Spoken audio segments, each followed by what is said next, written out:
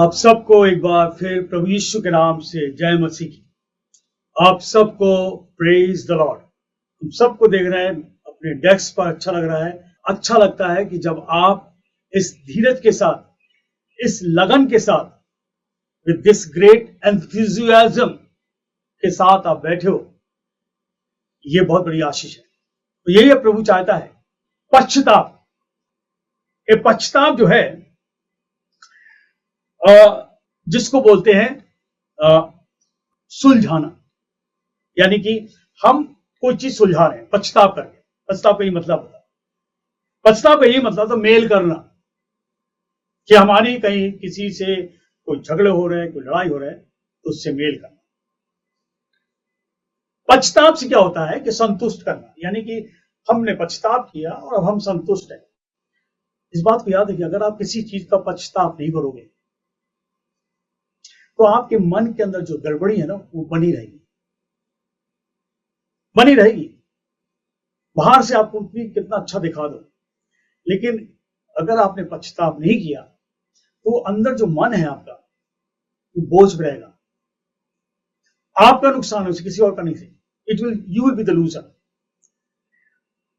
ये पश्चाताप जो है, इसको इंग्लिश में अटोनिंग कहते हैं। अटोनिंग, इसका मतलब है, इंग्लिश में कहते हैं, is the concept of a person taking action to correct previous wrongdoing on their part. फिर बता रहे हैं, it is the concept of a person taking action to correct previous wrongdoings on their part. यानी कि पश्चाताप, जो हमने पिछले रोज को जो गलतियां करी हैं, जो हमने बेकार की बातें करी हैं, उस चीज के लिए हम पश्चाताप करें, कहते हैं माफी मांगे। और ये जो पश्चाताप है, it is closely associated to forgiveness. ये पश्चाताप जो है एक तरह की माफी है। सुन लेना, वचन सुन लेना। पश्चाताप जो है माफी। कई लोग कितनी गड़बड़ी करते, माफी नहीं मांगते, और कभी उनसे पूछ किया तो चीखने चिल्लाने लगते। इसका मतलब है कि उनके अंदर वो शक्ति बैठी है, वो कभी आपको माफी मांगने नहीं देंगे। वो ये कहकर तूने जो किया है वो सही है, पश्चाताप करने नहीं देंगे। और आज हम पश्चाताप पर बात करने जा रहे हैं। पश्चाताप जो है, अगर आप ऑफिस में काम कर रहे हो, you working somewhere in your office, और आपके पास बॉस है, आपके ऊपर कोई सुपरवाइजर है, आपके ऊपर कोई मैनेजर है। कोई गलती करते हो तो या तो मैनेजर या सुपरवाइजर या कोई डायरेक्टर होगा उस कंपनी का, वो भाई आपको बुलाकर डांटेगा और कहेगा भाई तुम सुधर जाओ, और नहीं तो नौकरी से तुम्हें हाथ धोना पड़ेगा। और वो उदास होकर चला गया। बाहर निकला तो और उसके साथ के लोग थे, भाई क्या हुआ, बॉस के कमरे से आ रहे हो, या वो तुम पे क्यों चिल्ला रहा था तुम्हारा सुपरवाइजर। तो हम बहुत सी बातें कहेंगे, उसको बहुत सी बातें बताएंगे। जो अच्छे लोग होते हैं ना, वो कहते हैं भाई जाके माफी मांग ले, नौकरी बनी रहेगी, तेरे पास बच्चे हैं, औलाद है, परिवार है, तेरी नई नौकरी है, अभी तुझे आगे बढ़ना है, तेरी शादी होनी है। बहुत सी चीज लोग कहते हैं, अच्छे जो लोग होते हैं, जाके सुलह कर ले, माफी मांग ले। और फिर वो व्यक्ति जाता है और फिर बात कहता है, सर हमसे गलती हो गई है, हमें क्षमा कर। तो वाले मुस्कुरा के वो एक्सेप्ट करता है, कोई बात नहीं, नेक्स्ट टाइम इसको रिपीट मत करना, दोबारा मत करना, और नौकरी चला गया। और कुछ लोग ऐसे होते हैं, जब पूछते क्या हुआ, कहते भाई साहब ने डांट दिया, उसने कहा नौकरी छोड़नी पड़ेगी। तो कुछ लोग अच्छे लोग होते हैं, कहते उनसे कहना नौकरी ये रखी तो पैरों पे। ये लोग भी हैं, माफी मत मांगना, यानी कि वो चाह रहा है कि तुम निकलो वहां से। ऐसे बहुत से लोग हैं, हम इनको बोलते हैं एलिमेंट्स। ऐसे बहुत से लोग हर जगह होंगे, आपको चढ़ाएंगे। और आप जब नौकरी से निकल जाओगे, बाहर चले जाओगे, 10, 15, 20 दिन बाद दिखोगे इसको रास्ते में कहीं, अरे कैसे हो भाई, बस ठीक है चल रहा है। कहले नौकरी मिली, कहीं नहीं मिली, कहीं नहीं मिली। अच्छा, तुम्हारी हालत तो बुरी हो गई, हालत फटीचर हो गई। अगर उस समय माफी मांग लेता, पछताव कर लेता, लेकिन याद रखिए ऐसे लोगों से दूर रहो जो आपको फटीचर बना दे। ये बाइबल बहुत कुछ बताता है, आज हम इसके बारे में देखेंगे। फिर हमारे परिवार में झगड़े हो रहे हैं, अगर हम सुलह नहीं करेंगे तो हमारे परिवार में भी उथल पुथल रहेगी। यहां भी पछताव करना है कि हमने गलतियां करी है। फिर हमारे दोस्तों के बीच में अच्छा खासा हमारा सर्कल है, हमने कोई गलतियां कर दी और फिर मार पिटाई शुरू हो गई, एक दूसरे से हम लोग अलग हो गए, सुलह नहीं कर पा रहे। सुलह करना चाहिए, बहुत जरूरी है, ताकि हमारी दोस्ती बनी रहे, हमारा परिवार बना रहे, हमारी नौकरी बनी रहे। कई गांव हैं, गांव के अंदर लोग रहते हैं, पंच रहता, प्रधान लोग रहते हैं, आपस में लोग लड़ जाते हैं। फिर प्रधान कहता भाई या तो तुम्हें गांव छोड़ दो या तो तुम सही हो जाओ। ऐसी जगहों पर होता है। कहीं आप रह रहे हो, कहीं आस पड़ोस में झगड़े हो रहे हैं, तो लोग कहेंगे भाई या तो तुम खाली कर दो यहां से, या तो कायदे से रहो। तो कहेगा भाई अब माफ कर दो, अब गलती नहीं होगी। ये बहुत जरूरी, पछताव करना। कोर्ट आखिरी में होता है लॉ, कानून। कानून भी एक बार कह देता है कि भाई एक दूसरे से माफी मांगो, सलाह करो। आज हम पछताव के बारे में बताएंगे। इसको बोलते हैं इंग्लिश में अटोनिंग। अब ये बाइबल क्या बताता है पछताव के बारे में, क्योंकि बाइबल बहुत कुछ बोलता है, पछताव बहुत जरूरी है। आप कितने भी अच्छे हो, सब कुछ अच्छा है, और आपके जीवन में गड़बड़ी है, नकारात्मक बने हो, तो हमें पछताव करना है। किससे करें? हमारा बॉस हमने उससे कर लिया, हमारे घर में हमने पछताव कर लिया, सब अच्छे रह रहे हैं,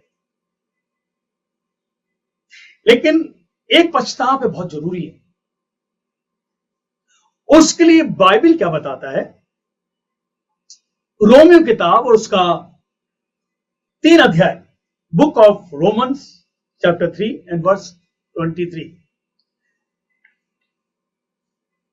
इसलिए कि सबने पाप किया और परमेश्वर की महिमा से रहित है। This message is for the whole world. सबने पाप किया है और परमेश्वर की महिमा से दूर है, रहित है। इंग्लिश में कहते हैं everybody has sinned and they are away from the glory of God. अब ये महिमा से रहित, ये महिमा मतलब क्या होता है? उसकी सात बातें बताएंगे, बल्कि इच्छा होंगी। महिमा मतलब होता है उसकी हम ज्योति, we are away from its light. यानी वचन में लिखा है परमेश्वर ज्योति है और उसमें कहीं अंधेरा नहीं। हमारे जीवन में जो तकलीफ आती है पाप के द्वारा, वो अंधेरा है। जो जीवन में तकलीफें आती हैं, घर में झगड़े हो रहे हैं, नशा चल रहा है, कोई किसी की सुनता नहीं है, जोर जोर से चिल्लाकर बातें करते हैं, नौकरी हमारी सही नहीं हो पा रही है, तनख्वाह मिलती है तो कट के मिलती है, जबकि कटना नहीं चाहिए, बाहर आते हैं तो जेब कट जाती है, बाजार में जाते हैं तो चीज महंगी मिल रही है, कोई हमें पसंद नहीं करता है, हमें लोग नीचा दिखाते हैं। ये हमारा पाप है। हम किसी को दोष ना लगाएं, ये हमारा पाप है। और लिखा है सबने पाप किया, एवरीबॉडी, पूरी दुनिया में सबके लिए ही, सबने पाप किया और परमेश्वर की महिमा से हम सब दूर हैं। महिमा मतलब ज्योति से, उसकी पवित्रता से, यानी उसकी प्योरिटी से, उसके प्रेम से। यानी आज कहां प्रेम है? इस युग में प्रेम खत्म हो गया। हम लोग छोटे थे, एक दूसरे से इतना प्यार करते थे, बचपन अभी भी याद आता है। थोड़ा खाते थे, तनख्वाह नहीं थी, लेकिन सारे घर के लोग एक साथ बैठ के खाना खाते थे, बाहर आराम से सोते थे, चिड़िया उठाती चू चू करते तब उठते थे। आज घर के अंदर हम लोग सो रहे हैं ताला लगा के। क्यों? पाप ने हमें डरा दिया। तो बाहर आप लेटो, कोई ना कोई आपको उठा के ले जाएगा, खाट उठा के ले जाएगा, खाट सहित उठा ले जाएगा। तो ये तकलीफ आ गई है, प्रेम खत्म है। फिर दूसरी चीज महिमा खत्म है, उसकी सामर्थ्य, जो परमेश्वर की सामर्थ्य है ना, हम उससे दूर हैं, इसलिए बार बार बीमार पड़ते हैं। ये बीमारी जो है क्यों बार बार पकड़ती है? हम उसकी सामर्थ्य से दूर है, उसकी महिमा से दूर है, उसकी ज्योति से दूर है, क्योंकि हम उसकी सामर्थ्य नहीं, अंधेरा हमारे जीवन में, दवाई पे दवाई खाए जा रहे हैं।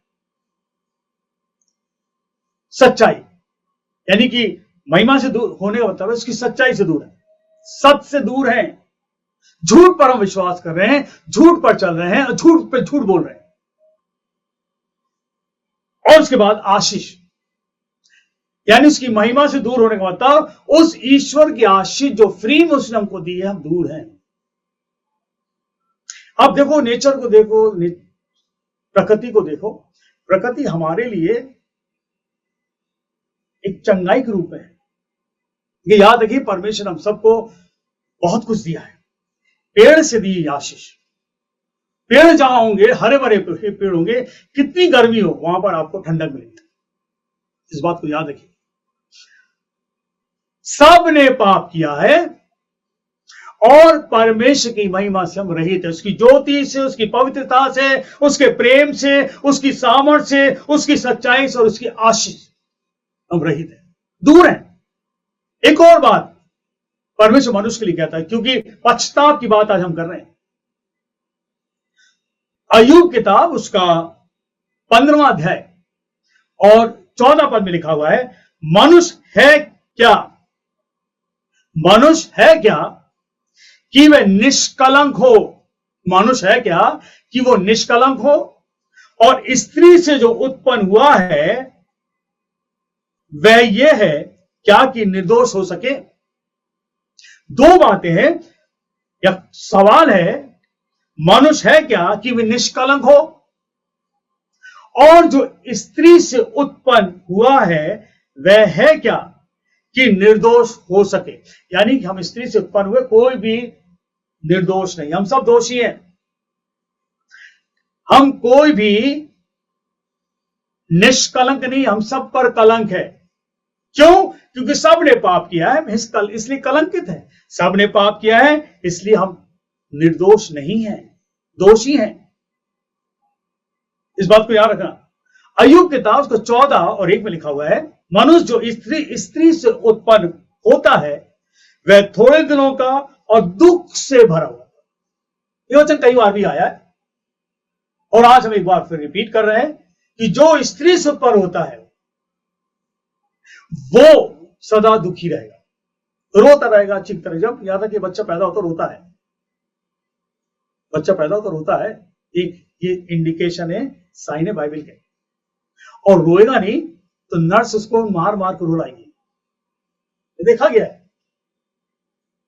और नहीं रोएगा तो नर्स भी परेशान, डॉक्टर भी परेशान, रो क्यों रह रहा है। ये जो बाइबल बताते हैं बिल्कुल क्लियर किताब है। ये स्त्री से जो उत्पन्न हुआ है वह थोड़े दिनों का और दुख से भरा हुआ है। तो स्टार्टिंग ही दुख से होती है उसकी, और फिर जिंदगी भर वो दुखी रहेगा। कितनी परेशानियों का सामना करना पड़ता है, कितनी परेशानी। एक और बात जो सबोदेशक, बुक ऑफ एक्लीसिया इंग्लिश में कहते हैं, उसका 5वां अध्याय और उसके 17वां पद में लिखा है, केवल इसके कि उसने जीवन भर बेचैनी से, हर मनुष्य के लिए, केवल इसके कि उसने जीवन भर बेचैनी से भोजन किया और बहुत ही दुखित और रोगी रहा और क्रोध भी करता रहा। देखो, ये 3 नेचर इंसान के, ये 3 चीज मनुष्य के अंदर भरी रहती है। जीवन भर बेचैनी, और बेचैनी से उसने भोजन किया और बहुत ही दुखित और रोगी रहा, दुख से भरा हुआ, रोग से भरा हुआ और क्रोध करता रहा जिंदगी भर। ये जीवन है ना। तो यहां बात पूरी होती है कि सबने पाप किया है और परमेश्वर की महिमा से, यानी कि उसकी ज्योति से, उसकी पवित्रता से, उसके प्रेम से, उसकी सामर्थ्य से, उसकी सच्चाई से, उसकी आशीष से सब दूर है। इसी का लड़ाई हो रही, झगड़े हो रहे हैं, कोई खाना छीन रहा है, कोई कपड़े छीन रहा है, कोई अटैची लेके भाग रहा है, कोई खड़े खड़े गोली मार रहा है, कोई किसी गला काट रहा है, क्रोध से भरा पड़ा है। This is sinful nature. ये जो है हमारा पाप का स्वभाव है, क्रोध करना, चिल्लाना, झगड़े करना, खुद दुखी है दूसरों को भी दुख देना, खुद परेशान है हम दूसरों को भी परेशान कर देते हैं। ये स्वभाव है। ये मसीह का स्वभाव नहीं है, ईश्वर का स्वभाव नहीं है। एक और कोई शक्ति उसका स्वभाव जो आपसे पाप करा रही है, अंधेरी की शक्ति बोलते हैं। फिर इसी सबोदेशक उसके 5 और 15 में लिखा है, जैसा वह मां के पेट से निकलता है, सुनो ध्यान से वचन को, जैसा वह मां के पेट से निकलता है वैसा ही लौट जाएगा। नंगा ही आया था और अपने परिश्रम के बदले कुछ भी ना पाएगा जिसे वे अपने साथ ले जा सके। खुला है, जैसा मां की पेट से निकला, यानी मां की पेट से बच्चा नंगा ही निकलता है। कोई है जो कपड़े पहन के निकला हो? कोई है? सब नंगे आए हैं। लिखा हुआ है, जैसा वह मां के पेट से निकला है वैसा ही लौट जाए। नंगा आया, नंगा जाएगा। जैसा वह मां के पेट से निकला है वैसा ही लौट जाएगा। नंगा ही जैसे आया था, नंगा ही जैसे आया था और अपने परिश्रम के बदले कुछ भी ना पाया। उसने बहुत मेहनत करी, कुछ नहीं पड़ा हाथ में। Look around, see people do so many, इतना काम करते हैं, they do so much labour, कुछ नहीं मिलता। आखिरी मांग बंद हो, सब कुछ ही रह जाएगा। जिसे अपने हाथ में ले जा सके, यानी कि वो खाली जाएगा, कोई हाथ में सामान नहीं जाएगा। ये सारी बातें इस बात को बताता है कि सबने पाप किया है और परमेश्वर की महिमा से रहित है। आज जो मनुष्य है पाप का जीवन व्यतीत कर रहा है, मनुष्य जो है वो पाप का जीवन व्यतीत कर रहा है, बेचैन है वो। मनुष्य कितनी भी योजना बना ले लेकिन उसका पाप खत्म नहीं हो सकता। कितनी भी योजना बना ले कि मेरे पाप ऐसे दूर हो जाए, ऐसे कर दूर हो जाए, मेरी समस्या ऐसे दूर कर दे, आपको पछतावा करना पड़ेगा। इस बारे में याद रखिए, जहां बैठे गॉड इज होली, जहां आप बैठे हो ये परमेश्वर पवित्र है। और लय अवस्था और उसके 20 और 7 में लिखा हुआ है, इसलिए तुम अपने आप को पवित्र करो और पवित्र बने रहो, क्योंकि मैं तुम्हारा परमेश्वर यहोवा पवित्र हूं। यह पाप जो है हमारी अपवित्रता है, यह अंधेरा जो है हमारी अपवित्रता है, समस्या जो है अपवित्रता है। सबने पाप किया है, सब अंधेरे में है, उसकी ज्योति से, उसकी महिमा से, उसकी सामर्थ्य, उसकी सच्चाई से दूर है। और इसलिए परमेश्वर कह रहा है, तुम अपने आप को पवित्र करो और पवित्र बने रहो, क्योंकि मैं तुम्हारा परमेश्वर यहोवा हूं। क्यों बने रहो? क्योंकि एक दिन आपको मुझको धरती छोड़ना है, एक दिन आपको मुझको अपनी जगह को छोड़ना है, जहां पर भी आप हो। इवन मी टू, आज मैं खड़ा हूं, कल पता नहीं मैं खड़ा हूं या खड़ा हूं, मुझे भी मरना है, मृत्यु लेनी है। अब परमेश्वर की जो पवित्रता है, सुनो ध्यान से, परमेश्वर की जो पवित्रता है वो मानव पाप के लिए दंड की मांग करता है। दंड, इंग्लिश में कहते हैं God's holiness demands punishment for human sin. इस बात को ध्यान रखो। परमेश्वर की जो पवित्रता है, जो ईश्वर जो पवित्र है, मानव पाप के लिए, मनुष्य ने पाप किया, मानव पाप के लिए दंड की मांग करता है, इसको दंड दो। He is saying people should be punished because he is Holi. और वो इतना पवित्र है जिसने आपको मुझको बनाया है, हम उसकी पवित्रता में नहीं जी रहे, वो कह रहे हैं ही शुड बी पनिश्ड। दंड के योग है हम सब। और ये जो जो हो रहा है हमारे आमने सामने, ये दंड है, क्योंकि वो पवित्र ईश्वर अपने स्वर्ग में आप इस तरह नहीं लेके जाएगा, आपको अंदर आने नहीं देगा जब तक पछताव ना करो। पछताव की जरूरत है, इसलिए लिखा हुआ है कि परमेश्वर की पवित्रता मानव पाप के लिए दंड की मांग करता। दंड, इसने पाप किया है, he should be punished because God says I am holy. और जब वो होली है, it demands punishment for human sin. जो मनुष्य ने पाप किया है उसका दंड उसको मिलना चाहिए। और जब जब वचन कह रहा है कि पवित्रता मानव पाप के लिए दंड की मांग करता है, इस तरह पिता का क्रोध शांत होता है। जब वो मनुष्य को दंड दे देता है तो परमेश्वर का क्रोध शांत होता है। इस बात को याद रखिए, आज सुनो वचन को, आंख बंद होने से पहले। क्या हम दंड का जीवन जी रहे हैं? दंड वाला पाप जो है दंड की डिमांड करता है। परमेश्वर कह रहा है, परमेश्वर की पवित्रता मानव पाप के लिए दंड की मांग करता है। God's holiness demands punishment for human sin. In this way father या गॉड, फादर जिसको पिता बोलते हैं, in this way God's wrath is satisfied. यानी कि इस तरह पिता का क्रोध शांत होता है। जब मनुष्य को दंड देता ना वो, उसका क्रोध शांत होता है। किस तरह, कैसे? मनुष्य तो बहुत है, धरती बहुत मनुष्य है,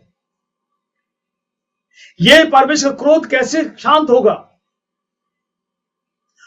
only by shedding blood of his son Jesus Christ. ये क्रोध जो है कैसे खत्म होगा? केवल उसके पुत्र का लहू जो सूली पर बहाया गया उसके द्वारा। आज हम इस बात को समझेंगे। हमने जितने पाप किए सुबह से शाम तक करते, यानी क्या क्या करते रहते, दंड हमें मिलना चाहिए, लेकिन परमेश्वर ने आपको मुझको दंड दिया। रोमी किताब का 3 और 25 में लिखा हुआ है, उसे यानी यीशु मसीह को, रोमियो उसका 3 और 25 का लिखा है, उसे परमेश्वर ने उसके लहू के कारण, यानी यीशु मसीह को परमेश्वर ने उसके खून के कारण या उसके लहू के कारण एक ऐसा प्रायश्चित ठहराया जो विश्वास करने से कार्यकारी होता है। हालेलुया। उस यीशु को प्रायश्चित ठहराया। He is the atoning sacrifice. हंसी उड़ाते लोग, यीशु की हंसी उड़ाते लोग। परमेश्वर का क्रोध जो है दंड मनुष्य के लिए है, क्योंकि वो पवित्र है, और उसका क्रोध जब भी ठंडा होगा जब वो दंड देगा। उसने आपको मुझको, बाइबल के अंदर लिखा हुआ है रोमियो 3 और 25 के अंदर, उसे यीशु मसीह को यानी परमेश्वर ने उसके लहू के कारण एक ऐसा प्रायश्चित ठहराया जो विश्वास करने से कार्यकारी होता है। अगर हम यीशु विश्वास करेंगे, क्योंकि उसने 2024 साल पहले लहू बहाया, खून का बहाना जरूरी है। परमेश्वर का जो क्रोध था उस समय ठंडा हुआ जब यीशु का खून बहाया। ये जो रैथ है यानी परमेश्वर क्रोध है, इसको समझना थोड़ा सा समझ लिया। बहुत से लोग सुन रहे हैं, और ये क्योंकि ये यूट्यूब पे जाएगा। लूका किताब उसका 1 अध्याय, लूका किताब उसका, और पहले हम लोग लूका किताब उसका 1 का और 26 पढ़ेंगे। छठवें महीने में परमेश्वर की ओर से जिब्राइल स्वर्गदूत गलील के नासरत नगर में आया। अब यहां पर ये खून जो बहाया गया, यीशु जो पुत्र है, इसको थोड़ा सा हमें जानना जरूरी है। कई लोग कहते हैं कि वो तो परमेश्वर है, उसका पुत्र कैसे हो सकता, क्या उसे शादी करी? ऐसे सवाल आते हैं, और ये सवाल का जवाब ये बाइबल बताएगा, क्योंकि हम बाइबल नहीं पढ़ते और बताने वाले भी नहीं है। छठवां महीना, यानी जिब्राइल सरदूत छठवां महीने क्यों आया? उससे पहले जिब्राइल सरदूत एलिशबा के पास गया, जो 1 में लिखा है, 1 के 18 में, जकरिया ने सरदूत से पूछा, यह मैं कैसे जान सकूं कि मैं तो बूढ़ा हूं और मेरी पत्नी भी बूढ़ी हो गई है? सरदूत ने उसको उत्तर दिया, मैं जिब्राइल हूं जो परमेश्वर के सामने खड़ा रहता हूं, और मैं तुझे बातें करने और तुझे ये सुसमाचार सुनाने के लिए भेजा गया हूं। जिब्राइल सरदूत जो है सुसमाचार स्वर्ग से लाता है, परमेश्वर की बेदी के पास परमेश्वर सामने खड़ा रहता है। और ये दोनों बुढ़े हो गए थे, बूढ़ी और उसकी पत्नी भी बुढ़ी हो गई थी, और वो कह रहा हम दोनों बुढ़े हैं, अब ये बूढ़ी हो चुके, बच्चा कैसे होगा? सरदूत ने सारी बातें बता दी, और जब बताकर चला गया तो लिखा हुआ है 24 पद में, इन दिनों के बाद उसकी पत्नी एलिशबा गर्भवती हुई और 5 महीने तक अपने आप को यह कह के छिपा रखा,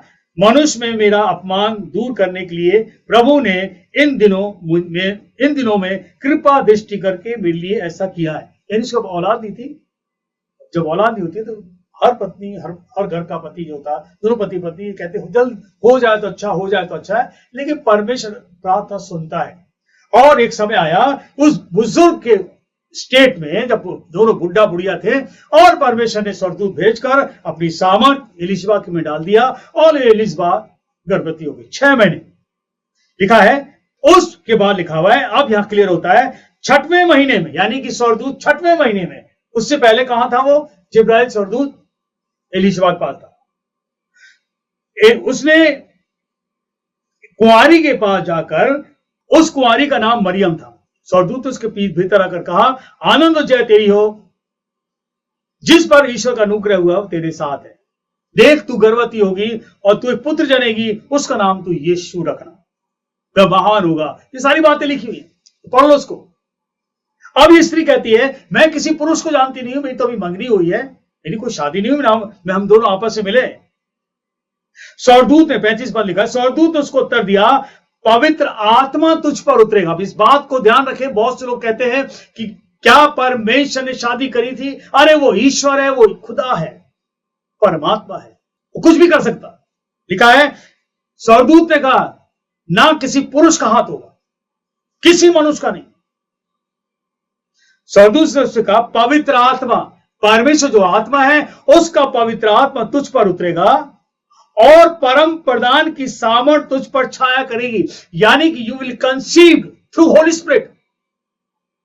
इस बात को याद रखिए, कोई मनुष्य की जरूरत नहीं है, परमेश्वर अद्भुत काम करने वाला है। पवित्र आत्मा तुझ पर उतरेगा और तेरे अंदर जाएगा और तू गर्भवती होगी, और परमेश्वर की सामर्थ, उसकी शक्ति तेरे चारों रहेगी, ताकि कोई बाहर की शक्ति, संसार की शक्ति, अंधकार की ताकतें तुझे छूने ना पाए। इसलिए वह पवित्र जो उत्पन्न होने वाला है, वह परमेश्वर का पुत्र कहलाएगा। याद रखिए, this is the place, this is the point. अगर कोई क्वेश्चन करता है, बताओ उसको, परमेश्वर की सामर्थ, परमेश्वर की शक्ति, उसका पवित्र आत्मा मरियम के अंदर गया, उस कुंवारी के अंदर गया, और परमेश्वर की शक्ति उसके चारों घूमती रही। सरदूत कहता, जो तेरे अंदर से उत्पन्न होगा तो पुत्र कहलाएगा, पवित्र जन होगा। और एक और बात लिखा हुआ है मत्ती किताब उसका 1 और 18 में, जल्दी पढ़ते हैं। मत्ती किताब उसका 1 और 18 में लिखा हुआ है, 1 के 18 में लिखा है, यीशु मसीह का जन्म इस प्रकार हुआ कि जब उसकी माता मरियम की मंगनी यूसुफ के साथ हो गई, तो उसके इकट्ठा होने से पहले, शादी होने से पहले, before they are joined together, before they become one flesh, one body, वह पवित्र आत्मा की ओर से गर्भवती हो। याद रखिए, पवित्र आत्मा की ओर से, कोई मनुष्य नहीं। She got conceive through the Holi spirit. और लिखा हुआ है 21 पद में, वह पुत्र जनेगी, उसका नाम यीशु का, क्योंकि वह अपने लोगों का उनके पापों से उद्धार करेगा। पापों से उद्धार करेगा, यह मकसद था। इसलिए वचन के लिखा रोमियो 3:25 के अंदर, उसने यीशु मसीह को परमेश्वर ने उसके लहू के कारण एक प्रायश्चित ठहराया, जो विश्वास करने वालों के लिए कार्यकारी होता है। यानी जो विश्वास करेगा वो जान जाएगा कि पश्चाताप हमें यीशु से करना है। अब देखते हैं परमेश्वर क्रोध। अभी हम देखेंगे आगे परमेश्वर क्रोध को देखेंगे। कहां का इसको क्रोध चला? शुरू से जब आदम ने पाप किया, आदम ने जब पाप किया, बाइबल के अंदर लिखा है, उत्पत्ति किताब में आया है, परमेश्वर मनुष्य को अपनी सामर्थ्य बनाया, अपनी शक्ल में बनाया, अपने स्वभाव में बनाया। पहला मनुष्य आदम था, और उस आदम को कैसे बनाया? मिट्टी को साना, मिट्टी को सान कर उसके अंदर उसका पुतला अपने आकार में बनाया और उसमें जीवन का सांस डाल दिया, और आदम जीवित प्राणी बन गया, चलने लगा। परमेश्वर को बहुत अच्छा लगा कि ये तो मेरे समान है। उसमें ज्योति, आगे से पवित्रता, आगे से सच्चाई, महिमा से भरा हुआ था। He was in the glory of God। और उसके बाद परमेश्वर ने उसको गहरी नींद पे सुलाया और उसकी पसली निकालकर स्त्री को बना दिया। स्त्री तैयार हो गई, दोनों पति पत्नी। परमेश्वर को अदन की वाटिका में रख दिया और कहा कि इस वाटिका के सारे फल खा सकते हो, लेकिन एक पेड़ बीच में लगा है, उसका फल कभी ना खाना। जिस दिन तू खाएगा उस दिन मर जाएगा। और उसे हो सकता अपनी पत्नी को बताया, ये परमेश्वर ने उसको आज्ञा दी। यह आज्ञा परमेश्वर ने आदम को दी और आदम ने हो सकता अपनी स्त्री को बताया होगा। और परमेश्वर हर रोज ठंडे समय में, यानी 3 और 6 के बीच में स्वर्ग से उतरता था और लोग से बातचीत करता था, मिलने आता था, क्योंकि परमेश्वर अपनी सामर्थ्य बनाया। देखने आता था मेरे बच्चे क्या कर रहे हैं। वो आदम जो पूरी तरह उस अदन की वाटिका की देखरेख करता था, लेकिन इस वाटिका के अंदर शैतान सांप के रूप में घुस गया और उसने आदम को छोड़ के, आदम काम कर रहा था बगीचे में, इसने स्त्री को देखा और स्त्री को उसने भगा दिया। और क्या क्या कुछ से कहा, अगर आप पढ़ लो, उत्पत्ति 3 के अंदर आया, धृत है ये, चालाक है ये बहकाएगा आपको, मुझको। और ऐसा बहकाया कि उसने कहा ये फल जो परमेश्वर बना के उसे खा ले। उसने कहा नहीं, मैं नहीं खाऊंगी, क्योंकि परमेश्वर कहा जिस दिन तू खाएगा इसको तो मर जाएगा। उसने कहा तू मरेगी नहीं, तेरी आंखें खुल जाएंगी। यह दुष्ट है। और उस खिला दिया, और क्या हुआ? उसके बाद दोनों नंगे हो गए। वो सामर्थ और शक्ति और पवित्रता निकल गई। अब बाइबल के अंदर लिखा है,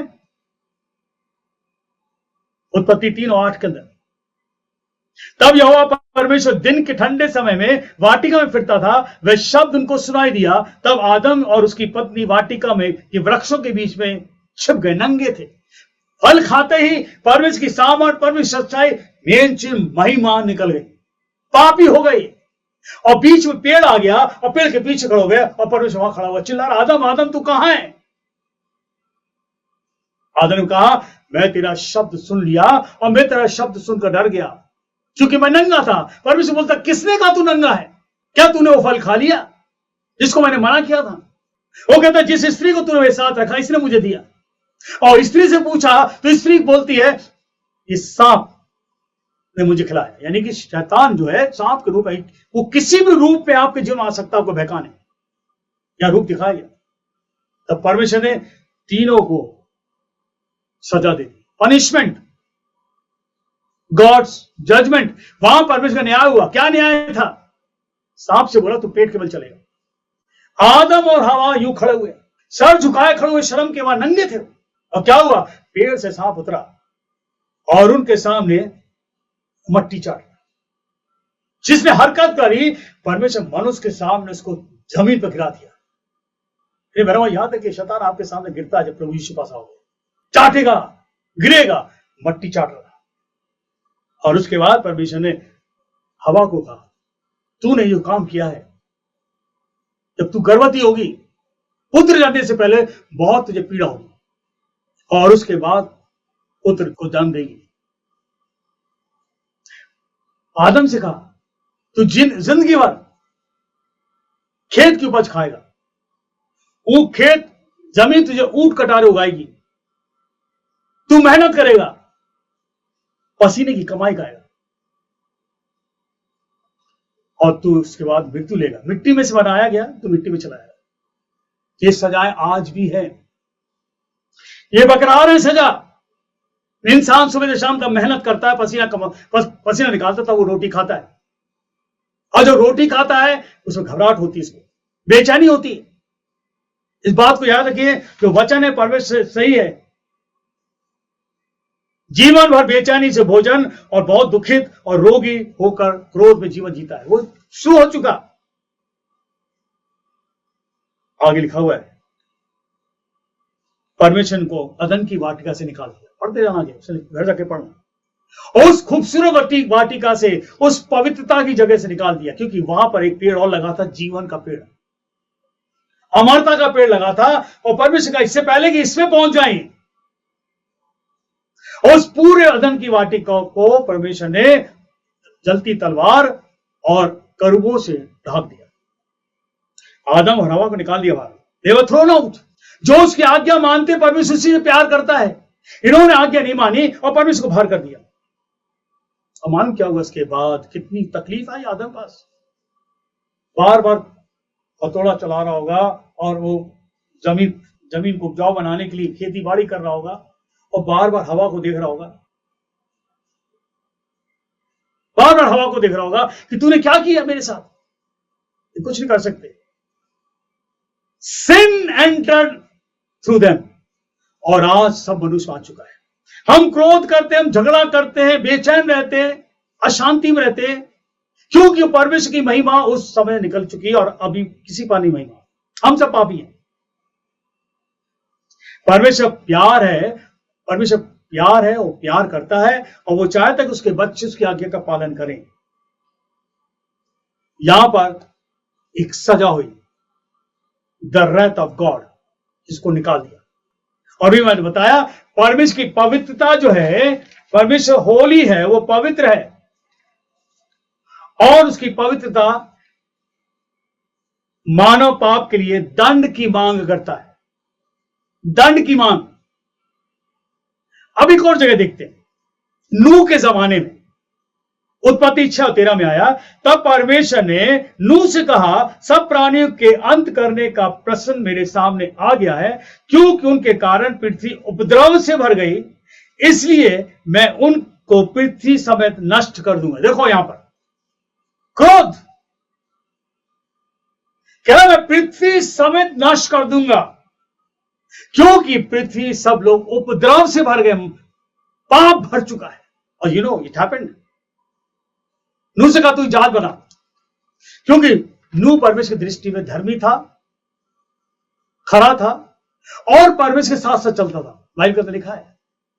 इसलिए परमेश्वर उससे बात करी, तू जहाज बना और तू और तेरा परिवार और जितने जानवर हैं, एक एक जानवर जोड़े मैं सब जहाज में भेजूंगा, तू जहाज बना और तू अपने बेटे, 3 बेटे, अपनी बहुओं को लेकर, अपनी पत्नी को लेकर जहाज में चले, 8 प्राणी। मैं संसार को नाश करूंगा। बाइबल बताती नाश कर दिया पानी से। The history speaks and the Bible too speaks. उस जमाने में परमेश्वर ने पानी बरसा के नाश कर दे। यह परमेश्वर का क्रोध है। दूसरा नाश किया, सदोम और अमोरा। बाइबल में लिखा है सदोम अमोरा को नाश किया, क्योंकि परमेश्वर देखा कि यहां भी उपद्रव हो रहा है, पाप बढ़ चुका है। ऐसा भयंकर पाप वहां देखा गया। बाइबल में लिखा है, परमेश्वर कहता है मुझे ये पसंद नहीं है। और लिखा है इस किताब के अंदर, परमेश्वर लूत से कहा, स्वर्गदूत भेजकर इनको यहां से निकाल, मैं इस शहर को नाश करूंगा, सदोम और अमोरा को नाश करूंगा। और कहा लूत से निकल यहां से। लूत निकलने लगा तो स्वर्गदूत ने कहा पीछे मुड़ के मत देखना। और जब वो भागे जा रहे थे तो क्या हुआ, लूत की जो पत्नी थी पीछे मुड़ के देखी और नमक का खंभा बन गई। That very moment the decision God, परमेश्वर बताता कि मेरा क्रोध तुम सह नहीं पाओगे। He is holy and holiness demands punishment for the sin. ये एक बाइबल बताती है, ऐसी कितने उदाहरण है। 3000 लोगों को मूसा के सामने परमेश्वर नाश कर दिया। 3000 लोग। इस याद रखिए, बाइबल बहुत कुछ बताती है। निर्गमन किताब उसका 32वां अध्याय 33 में लिखा हुआ है, book of Exodus chapter 32 and verse 33। यहोवा ने मूसा से कहा, जिसने मेरे विरोध पाप किया, यानी सुन लो, यहोवा मतलब प्रभु, परमेश्वर ने मूसा से कहा, जिसने मेरे विरोध पाप किया है उसी का मैं नाम अपने जीवन की पुस्तक में से काट दूंगा। याद रखिए, अगर आपका नाम लिखा है और आप पाप पे पाप करते आ रहे हो, परमेश्वर नाम काट देगा। Scratch your name. ये किताब जबरदस्त किताब है, याद रखिए। आपका नाम लिखा है, धन्यवाद करो, प्रार्थना करो कि नाम ना काटे। वो नाम कब कटता है? जब पाप पे पाप करते हैं। जब आप उद्धार पा लिया, उसकी संगति मांग गए, आपका नाम जीवन पुस्तक आ चुका। अगर हमने लिखा इस किताब के अंदर, यहोवा ने मूसा से कहा, जिसने मेरे विरोध पाप किया, वह उसी का नाम मैं अपने जीवन की पुस्तक में से काट दूंगा। When you sin, जब हम पाप करेंगे ना, करते जाएंगे, रुकेंगे नहीं, परमेश्वर आपके पद को, आपके अधिकार को, आपकी ताकत को, यानी आपकी सत्ता को, आपके रोब को, यानी आपकी रुतबा को, इंग्लिश में कहते हैं post, possession, power and authority, hill snatch. वो ले लेगा वापस। वो आप ऊंचे में उठाता रहेगा। The moment you sin against God, everything will be taken away. वो सब वापस ले लेगा। एक राजा है बेलशस्सर, बाइबल के अंदर लिखा, बेलशस्सर राजा। दानिएल किताब में लिखा हुआ है, दानिएल किताब, और उसका एक आयत पढ़ते, दानिएल किताब,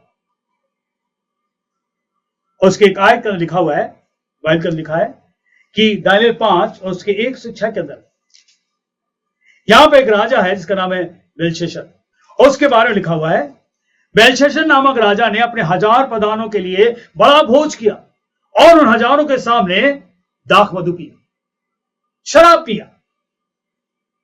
बेलशस्सर राजा शराब पिया, बड़ा राजा, पोस्ट पर था, रॉब पर था, पोजीशन थी इसके पास, अथॉरिटी थी। उसने क्या किया? उसने अपने हजारों प्रधानों के लिए बड़ा भोज किया और उन हजारों के सामने दाख मधु पिया, शराब। दाख मधु पीते पीते बेलशस्सर ने आज्ञा दी कि सोने चांदी के जो पात्र उसके पिता नबूकदनेस्सर ने यरूशलेम के मंदिर से निकाले थे, उन्हें लाया जाए कि राजा अपने प्रधानों, अपनी रानियों, अपने रखीलों सब उनमें पिए। वाह! जब मनुष्य के पास पोस्ट आ जाती है, उसके बाद पद आ जाता है, उसके बाद अधिकार आ जाती है, और उसके बाद सत्ता हो जाता है, उसके बाद ताकत आ जाती है, और उसका रोब आ जाता है, तो वो कौन? फिर कहता कौन? परमेश्वर। नशे में आ गया, सबको पी लिया, और उस बर्तन में, पवित्र बर्तन जो मंदिर के अंदर निकाल कर उन्हें शराब पिया। क्या परमेश्वर आपको मुझको देखता नहीं है? हम क्या कर रहे हैं? He watches you every moment, every second. लिखा जब पी रहा था नशे में, साहब नाच रहे। उसी घड़ी 5 पद लिखा है, उसी घड़ी मनुष्य के हाथ की सी उंगलियां निकलकर दीवट के सामने राजबंदी की दीवार के चूने पर कुछ लिखने लगी, और हाथ का जो भाग लिख रहा था वह राजा को दिखाई नहीं पड़ा। सब नाच रहे, कूद रहे, मजा ले रहे हैं। उसी समय एक हाथ आता है, दीवार पर लिखने लगता है। राजा तो नशे में, मजा ले रहा, नशे में, आंख खुलती है,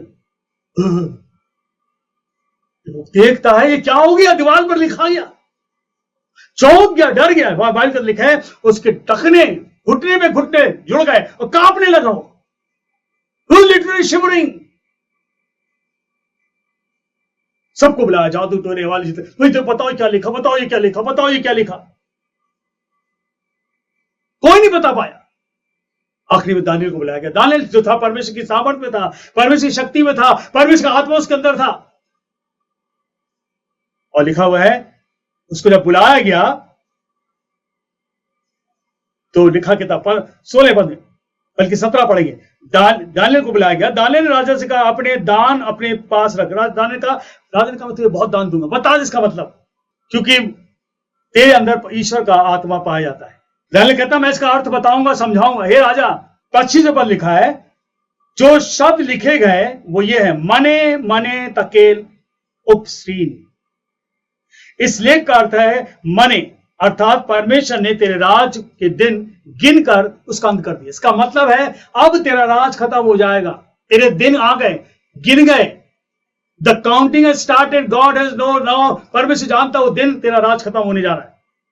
तकेल अर्थात तू मानो तराजू में तोला गया, हल्का पाया गया। पाप नहीं, आपको मुझको परमेश्वर तोलता है एवरी डे, याद रखिए, कभी इसको हल्का मत लेना। हर पल परमेश्वर आपको तोलता है। ही टू मेजर्स मी, वेग्स मी, कि मैं कितना बढ़ रहा हूं, कितना फूल रहा हूं, कितना ऊंचे पर हूं। राजा तेरा राज खत्म होने जा रहा है बहुत जल्दी। और तकेल का मतलब है तू तराजू में तोला गया और हल्का पाया गया। फारिस का मतलब है तेरा राज बांट कर मादियों फारिसियों को दे दिया, तेरा राज बढ़ जाएगा, दूसरों को दे दिया जाएगा। और लिखा इस किताब के अंदर राजा ने उसको ऑनर किया, उसको ऊंचे उठाया, उसको सम्मान किया, उसको हार पहनाया, अंगूठियां पहनाई। लिखा इस किताब के अंदर तब बेलशस्सर राजा ने दानियेल को बैंगनी रंग का वस्त्र और गले में सोने का कंठमाला पहनाई। और ढिंढोरियों ने उसके विषय में पुकारा कि राज में तीसरा दानियेल ही प्रभुता करेगा। लेकिन ये नहीं पता बहुत जल्दी होने जा रहा है। उसी रात कसदियों का राजा बेलशस्सर मार डाला गया, मर गया उसी that very moment. If you disobey God, अगर आप परमेश्वर की आज्ञा पर नहीं चलोगे, परमेश्वर का क्रोध तुरंत उतरता है। याद रखिए, आज जो लोग सुन रहे हैं बात को सुन ले, परमेश्वर के क्रोध से बचना है। You have to be very careful, the wrath will come. आज दुनिया पर उसका रैथ आने वाला है। गर्मी बढ़ रही, बढ़ती जाएगी अभी, लेकिन आज परमेश्वर इस बारे में कहता है कि मेरा क्रोध जो है ये पवित्र हो, और मेरा क्रोध जो है पापियों के ऊपर आता है। और ये पाप जो है, जो मरकुस किताब, रोमी किताब और उसका रोमी किताब और उसके 5 को पढ़ेंगे, ये बल्कि रोमी 3 और 25 के बाद फिर पढ़ते हैं, जो पाप पहले किए गए थे और जिनकी परमेश्वर ने अपनी सहनशीलता से आनाकानी की, उनके विषय में वह अपनी धार्मिकता प्रकट करता है। ये वचन थोड़ा लंबा है, इसको थोड़ा मैंने आगे बताया था। रोमियो 3 और 25 के अंदर उसे यीशु मसीह यानी परमेश्वर ने उसके लहू के कारण एक ऐसा प्रायश्चित ठहराया जो विश्वास करने वालों के लिए कार्यकारी होता है। जो पाप पहले किए गए, यानी जो पाप राजा लोग करते हैं, जो पाप उस जमाने में लोग करते हैं।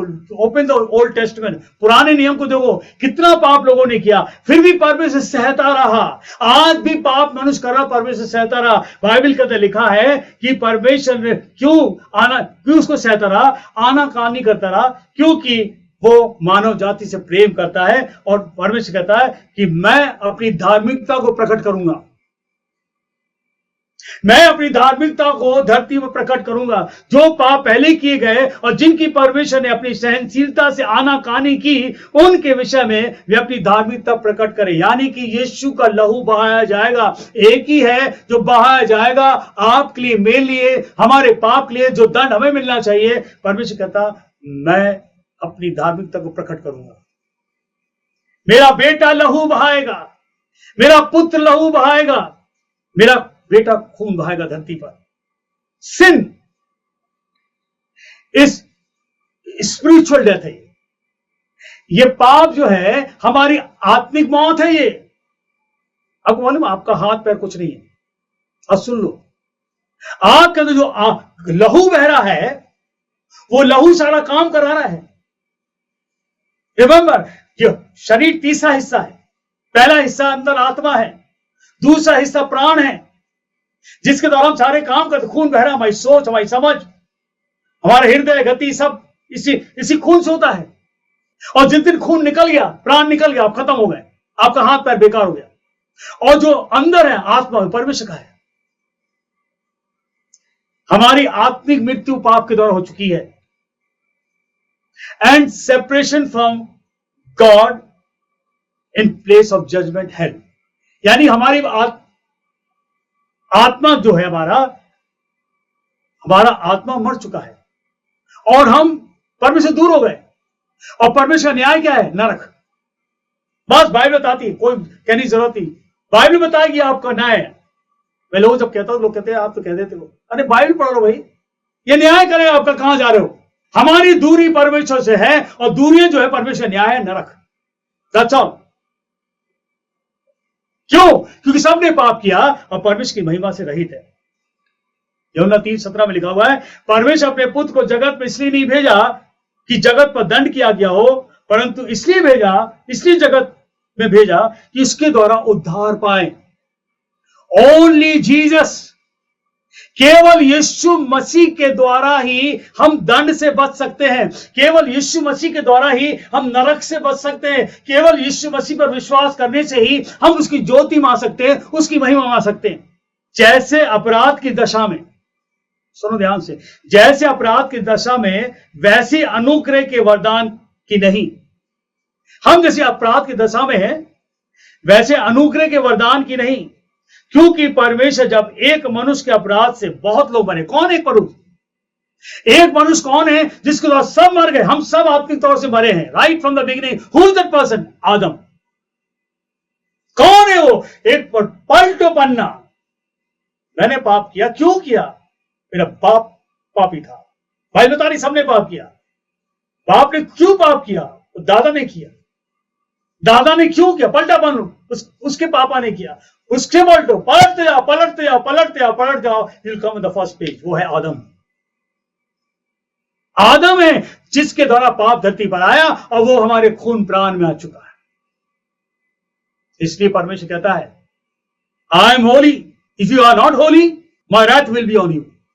मेरा क्रोध तुम पर होगा, मैं पवित्र हूं, और जब मैं पवित्र हूं तो मैं दंड दूंगा तुमको नरक में।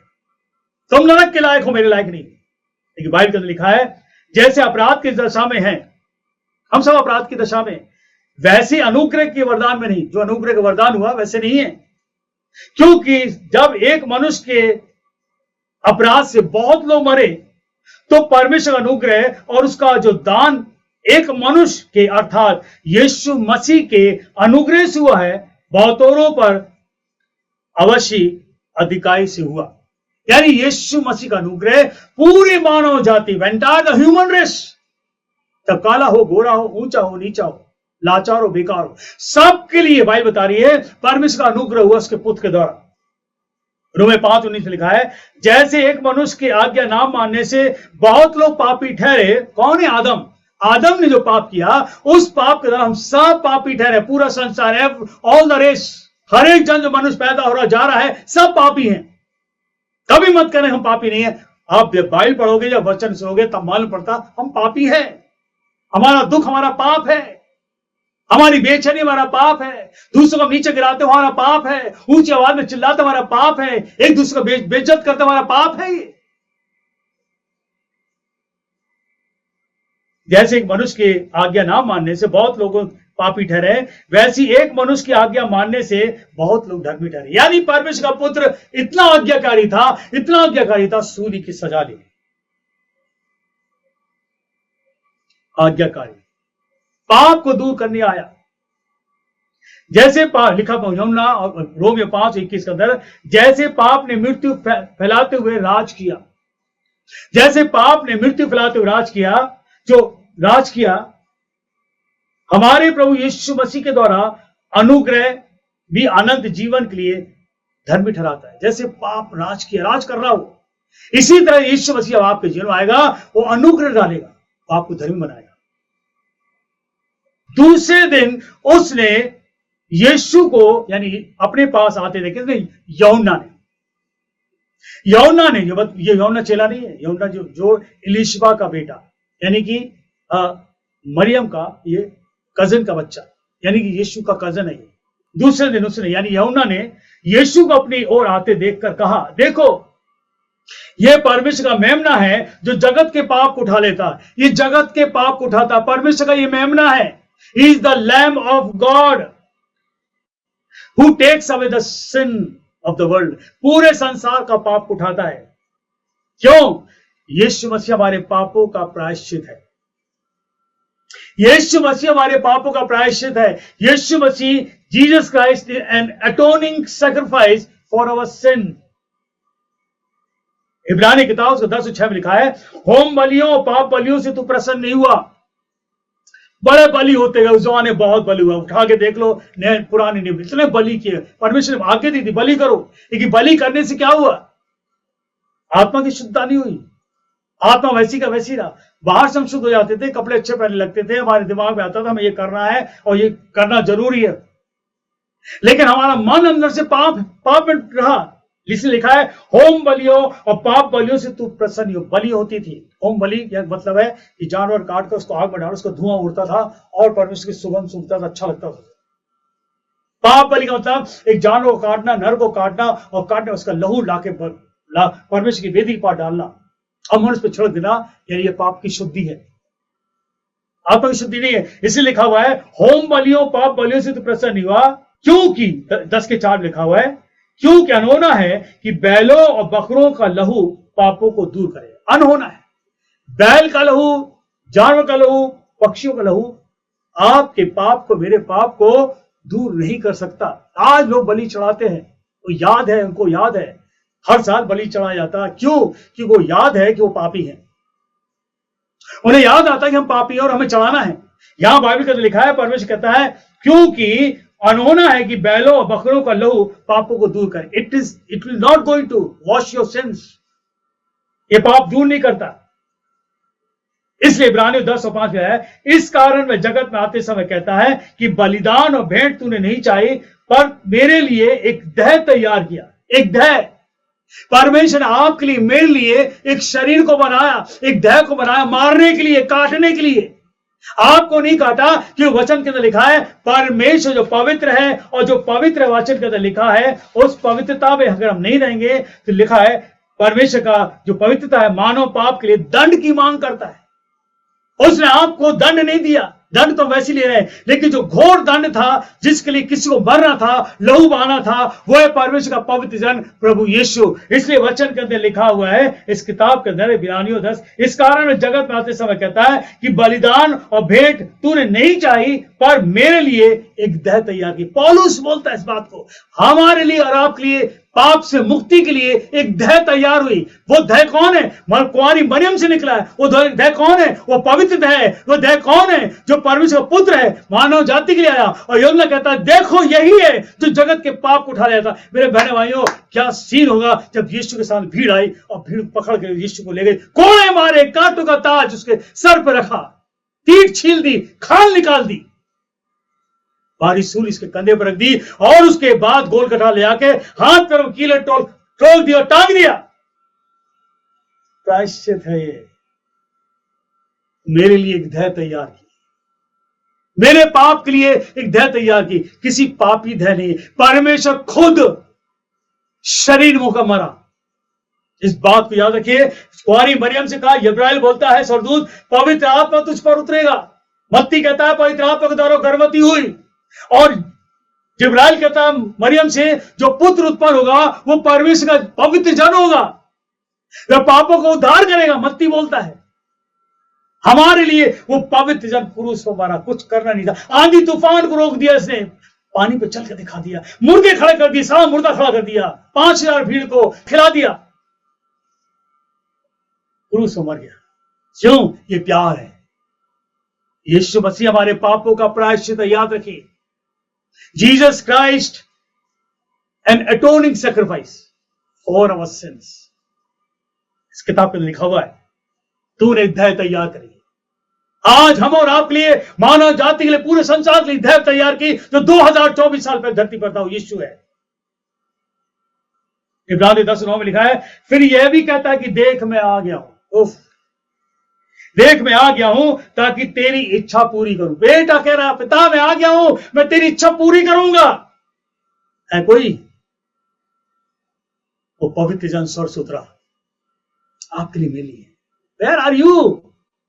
आप कहां पर हो? क्या कर रहे हो? आज परमेश्वर आपको देख रहा है, 4 साल हो गए, कहां है वो लोग? परमेश्वर के क्रोध से बचना, कोई भी हो, क्रोध से बचना है। हमें तो आगे बढ़ना, आत्मा बचानी है। इसलिए प्रभु ने इतना बड़ा प्लेटफॉर्म दिया हमें। आज बहुत बड़े प्लेटफॉर्म पर खड़े हैं, थैंक्स टू जीसस। मैं उसमें घमंड करता हूं, proud of my Lord Jesus Christ. जिसने खून बहाया उसने कहा बोल मेरे लिए, जोर से बोल, चिल्ला के बोल। यस, एक देह आई आपके लिए, मेरे लिए, पवित्र देह थी। परमेश्वर का पुत्र है, मेमना है, जो आपके लिए, मेरे लिए काटा गया सूली पर। यीशु मसीह हमारे पापों का प्रायश्चित है। हमारे पापों का प्रायश्चित आपके मेरे, आज आप बैठे हो, आपका पापों का प्रायश्चित है वो। कभी हल्का मत लेना इसको। दूसरी जो सजा होगी बहुत बुरी होगी। फिर पढ़ते हैं, फिर यह भी कहता है कि देख मैं आ गया हूं ताकि तेरी इच्छा पूरी करूं। निदान यानी वह पहले को उठा देता है ताकि दूसरे को नियुक्त करे। पहला जो था, कितने जानवर बलिदान होते थे, सब हटा दिया, सब हटा दिया। अब कोई बलिदान की जरूरत नहीं, यीशु मर के जिंदा हुआ। Hallelujah, he died on the cross, he shed his blood on the cross. सारी टॉर्चर उसने ली, उस मृत्यु को लिया, मर के जिंदा हुआ। अब वो कहता कोई बलिदान की जरूरत नहीं, मेरा पुत्र तुम्हारे लिए बहुत है, मांगो उस पुत्र से। यीशु मसीह हमारे पापों का प्रायश्चित है। इब्रानियों 10:10 में लिखा हुआ है, उसी इच्छा से हम यीशु मसीह की दया के कारण एक बार बलिदान चढ़ाए जाने के द्वारा पवित्र किए गए। हालेलुया, यीशु मसीह ने हमें पवित्र कर दिया है। हमने पश्चाताप किया, हमने माफी मांगी, उस हमें पवित्र कर दिया अपनी पवित्र आत्मा भेजकर। इसलिए इस पवित्र आत्मा को रोज उतरता लो।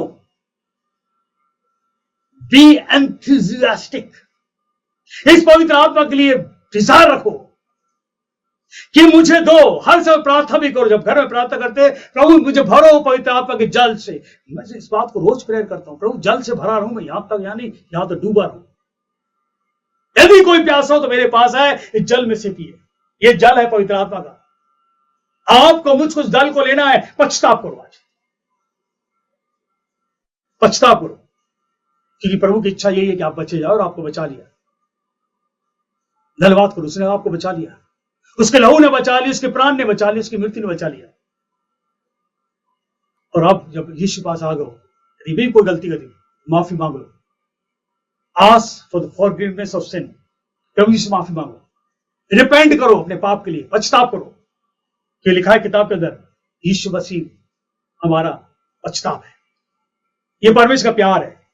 इब्रानियों उसके 10 और 16-18 लिखा है, प्रभु कहता है कि जो वाचा मैंने उन दिनों के बाद उनसे बांधता हूं, यह है कि मैं अपनी व्यवस्थाओं, यानी जो परमेश्वर की व्यवस्था है, जो व्यवस्था है लॉ, कोवेनेंट जो लॉ कहते हैं, उनके हृदय पर लिखूंगा। अरे जो उसको रिसीव करेगा, जो पछताप करेगा, परमेश्वर कहता मैं अपने वचन को, अपनी वाचाओं को, व्यवस्थाओं को उनके हृदय पर लिखूंगा, और मैं उनके विवेक में डालूंगा, उनके दिमाग में डालूंगा, उनके ज्ञान में डालूंगा। मैं उनके पापों को, उनके अधर्म के कामों को फिर कभी याद नहीं करूंगा। Once you are washed away, जब यीशु ने आपके पाप को अपने लहू से धो दिया, प्रभु कहता अब मैं उसे याद नहीं करूंगा, क्योंकि मैंने तुम्हारे खून बहाया और मैंने अपने लहू से तुम्हारे पाप को धो दिया। इफ यू रिपीट, तो याद रखिए वो नाम आपका कट जाएगा जीवन की पुस्तक से। और फिर लिखा हुआ है, जो लोग, मैं उनके पापों को, उनके अधर्म के कामों को फिर न स्मरण करूंगा, और जब इनकी क्षमा हो गई, जब उनको, सबके लिए कह रहा है, जब इनकी क्षमा हो गई तो फिर पाप का बलिदान नहीं रहा। जब प्रभु यीशु ने आपको मृत्यु लेकर पाप की क्षमा दे दी, अब कोई बलिदान की जरूरत नहीं है। कोई बाहर जाके बलिदान नहीं करना, क्योंकि एक बलिदान आपके लिए मिली हो चुका है। द न्यू कोवेनेंट, जो नया वाचा है, पुरानी वाचा तो जानवरों की थी, जो पुराने नियम में, नई वाचा जो है, the new covenant guarantees the sin will be completely forgiven. नया जो वाचा है इस बारे बताता है कि पाप पूरी तरह से खत्म हो गए, पाप पूरी तरह से नाश हो गए क्रूस पर बलिदान देकर। यीशु का बलिदान सारे मानव जाति के लिए, जो क्रूस पर देखेगा, जो उसके लहू को पहचानेगा, जो उसके दर्द को जानेगा, जो उस मृत्यु को पहचानेगा, और जब मालूम होगा कि वो मर के जिंदा हुआ, वो आपके जीवन काम करे, तुरंत काम करता यीशु। इब्रानियों 7:22 लिखा है, सो यीशु मसीह एक उत्तम वाचा का जामीन है। यीशु मसीह उत्तम वाचा का जामीन है, guarantee of better covenant, guarantee है। आओ उसके बाद पाप क्षमा करेगा, आओ उसके बाद आपको नया बना देगा, आओ उसके पास पवित्र कर देगा। अगर आप उसको रिजेक्ट करते हो, अस्वीकार करोगे, तो स्वर्ग के वारिस कभी नहीं होगे। अगर आप अस्वीकार कर, कोई भी हो, ये सबके लिए, चाहे वो पास्टर हो, चाहे इवेंजलिस्ट हो, सिस्टर हो, कोई भी हो, सेवा करने वाला हो, कोई भी हो, चुने हुए हो, कोई भी हो, इस सब के लिए अगर हम उसको अस्वीकार करेंगे, फिर रिजेक्ट हिम, तो स्वर्ग के वारिस कभी नहीं होगे। Don't expect heaven. पवित्रता में कभी नहीं आ पाओगे, उसकी पवित्रता में नहीं आ पाओगे अगर आप उसको अस्वीकार करोगे। बैठो, कितने समय से बैठे हो, अगर आपने एक्सेप्ट नहीं किया, पवित्रता में कभी नहीं आते रहोगे। इसका जवान आपकी गंदी रहेगी, पाप में ही मर जाओगे, बिना क्षमा लिए नरक की झील में डाल दी जाओगे। ये किताब क्लियरिटी बताती है, नरक की झील में डाल दी जाओगे। पहला यूहन्ना उसका 4 और 10 में लिखा है, प्रेम इसमें नहीं कि हमने परमेश्वर प्रेम किया, पर इसमें है कि उसने हमसे प्रेम किया और हमारे पापों के प्रायश्चित के लिए अपने पुत्र भेजा। हालेलुया। यहां पर ये टाइटल बनता है, हमारे पापों के प्रायश्चित के लिए परमेश्वर अपने पुत्र को भेजा, और वह प्रभु यीशु। और इस लिखा है, Jesus Christ an atoning sacrifice for our sin. Yeshu Masih हमारे पापों का प्रायश्चित है। अपने पापों की क्षमा मांगो, प्रायश्चित करो। मैंने गलती की प्रभु, मुझे प्रायश्चित कर दो, मुझे क्षमा दे दो।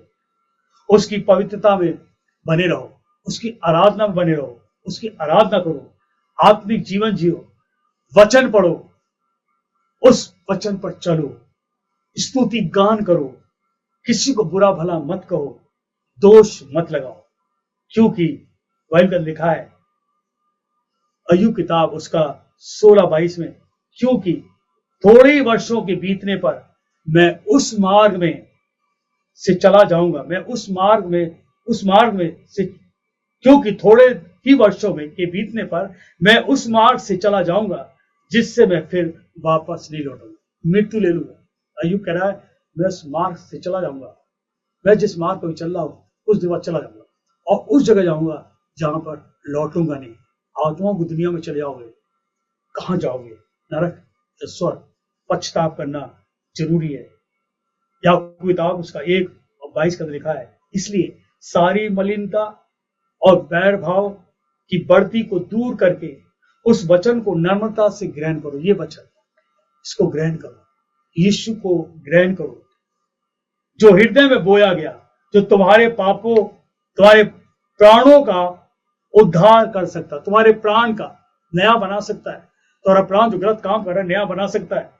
परंतु वचन पर चलने वाले बनो, और केवल सुनने वाले ही नहीं जो अपने आप को धोखा देते हैं। कितने लोग, अब हमें नहीं, आपको नहीं, वो अपने आप को धोखा दे रहे, कहते वचन बहुत आता, जानते हैं, लेकिन वचन पर नहीं चल रहे, और जो वचन पर नहीं चल रहे वो अपने आप को धोखा देते हैं। यीशु मसीह कल, आज और युगानुग एक सा है। Jesus Christ is the same yesterday, today and forever. प्रायश्चित यीशु मसीह, अटोनिंग सैक्रिफाइस। यीशु मसीह हमारा सबका प्रायश्चित है। आज प्रायश्चित कर लो, कोई गलती करी, क्योंकि और कोई रास्ता नहीं है। Jesus is the only way. प्रभु यीशु ही केवल रास्ता है हमारे और जीवन के लिए, स्वर्ग पहुंचाने के लिए, और कोई रास्ता नहीं। प्रभु यीशु आप सबको बहुत बहुत आशीष दे। God bless you, God bless you, God bless you.